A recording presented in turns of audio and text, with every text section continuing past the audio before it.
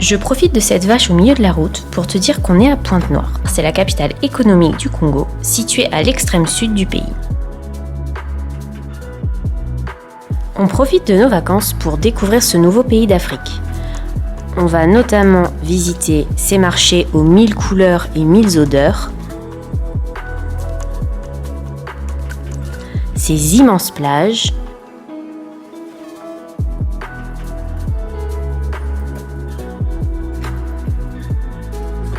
évidemment sa nourriture, ses routes et surtout les paysages.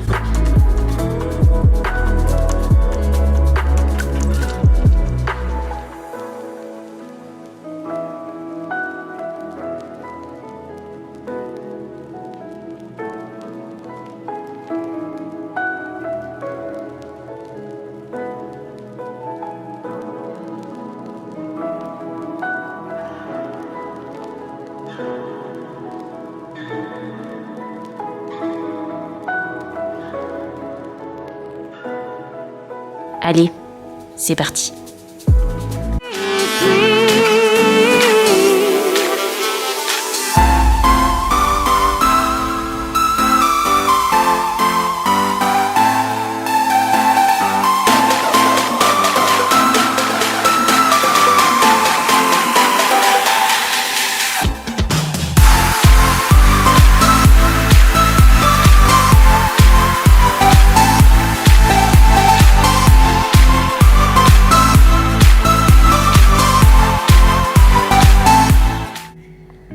En arrivant ici, il y a une chose qui m'a particulièrement marquée. C'est la différence entre le monde du grand marché et le monde des supermarchés. Parce que oui, ici, il y a des supermarchés. Nous voilà au grand marché. Là, je filme depuis la voiture. On arrive à voir quelques stands, mais il faut s'imaginer que c'est gigantesque. Tous les boutiquiers sont à l'extérieur parce qu'il y a un grand marché en dur qui est en train de se construire. L'ancien était beaucoup trop vieux, donc ils ont décidé de le raser et d'en construire un nouveau qui n'est toujours pas terminé. Les voitures bleues et blanches, ce sont les taxis. C'est obligé d'avoir ces couleurs à Pointe-Noire pour être un taxi. Si on est un bus, c'est bleu et jaune. Je suis rentrée dans une boutique de pagnes et j'ai demandé au monsieur si je pouvais filmer. Il m'a gentiment répondu que oui, mais sache que ce n'est pas tous les boutiquiers qui acceptent. C'est pour ça que j'ai pu filmer là les nombreuses couleurs de ces tissus. C'est très difficile de faire son choix.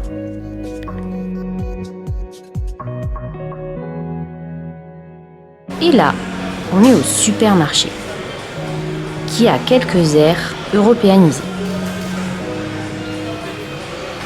Autant mon guide me suggère de filmer discrètement au grand marché, on ne sait jamais sur qui on peut tomber, me dit-il. Autant j'étais persuadée que dans le supermarché, je pouvais filmer à mon aise, mais apparemment pas. Je retourne donc vite à la maison. D'ailleurs, je t'ai pas montré la maison. Ça, c'est la vue qu'on a depuis l'appartement. En orange, c'est un énergumène qui fait du sport. T'inquiète, il y en a souvent qui passent par ici.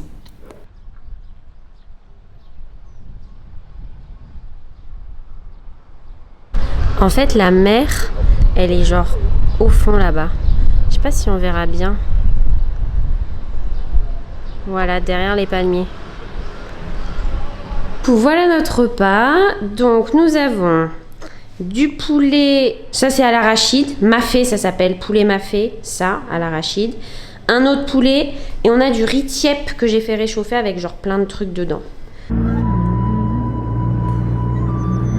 On décide ensuite d'aller visiter les gorges de Diosso.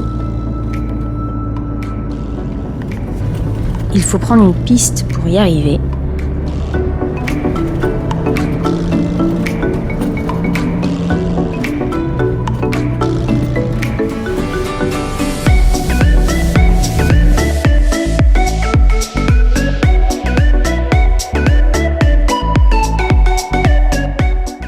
Le guide nous propose deux façons de visiter les gorges. Soit on s'arrête en haut et on voit la superbe vue, ou alors on fait une marche.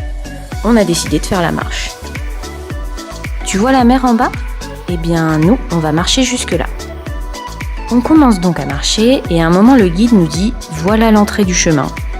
Ben voilà l'entrée du chemin.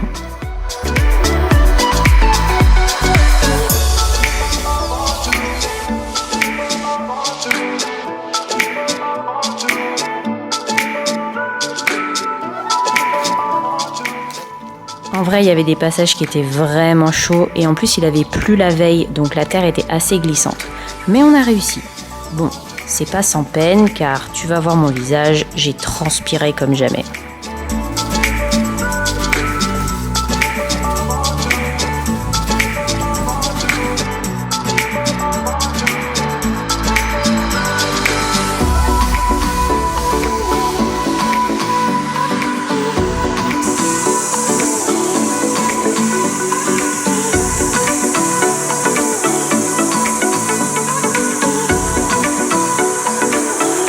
À un moment, on est arrivé dans une école. Alors, évidemment, on a demandé avant de filmer et on nous a autorisé à rentrer dans une classe pour voir. Le guide m'explique que l'école porte le nom de la première dame du pays. Dans cette classe, il peut y avoir jusqu'à 50 élèves. Après cette courte visite, nous avons repris notre marche.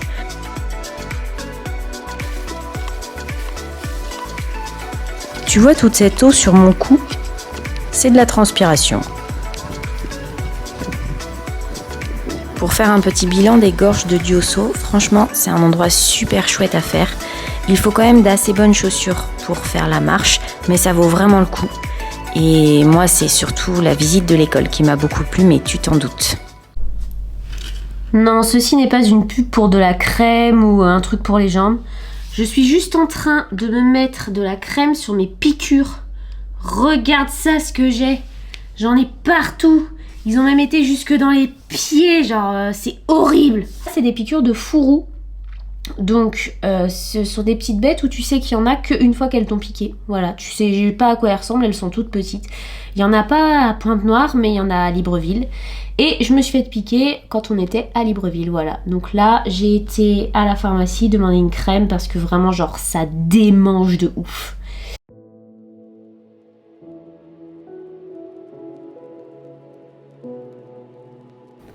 Lors de notre visite aux gorges de Diosso, nous avons rencontré un monsieur très charmant qui nous a conseillé d'aller à l'embouchure du fleuve du Kouilou, parce que c'est un endroit super beau. Évidemment, rien n'était écrit sur ça dans le guide, mais nous avons quand même décidé de suivre les conseils du monsieur. Et franchement, ça valait le détour. Vraiment, c'était super beau. Et en plus, c'était pas très connu des touristes, donc nous étions tout seuls.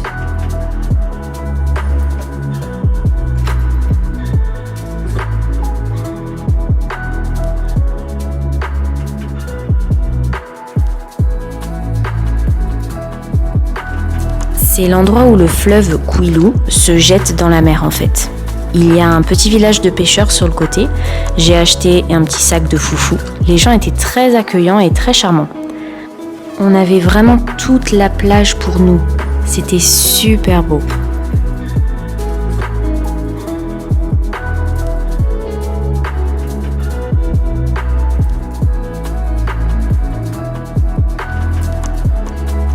Emmanuel me demande de t'expliquer juste que apparemment la course était très difficile parce que le sable n'est pas lisse. Il y avait des creux, des bosses.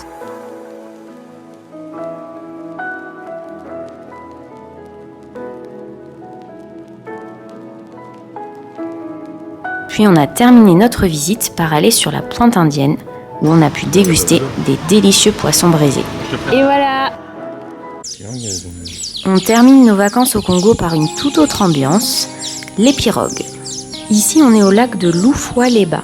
On a contacté un piroguier pour pouvoir nous emmener sur le lac. Cet endroit est très prisé des amateurs de photographie d'oiseaux, car effectivement, on en a croisé beaucoup. Après, c'était pas la bonne saison, car notre guide nous a expliqué que à partir du 15 novembre, beaucoup de poissons dans le lac meurent et du coup, beaucoup de cormorans et d'aigrettes viennent au bord du lac pour se nourrir. Et c'est l'occasion parfaite d'en voir beaucoup. Tout le monde se déplace en pirogue sur le lac, ce qui donne cette ambiance très très calme et paisible. C'est d'ailleurs sur cette ambiance que nous allons terminer cette vidéo.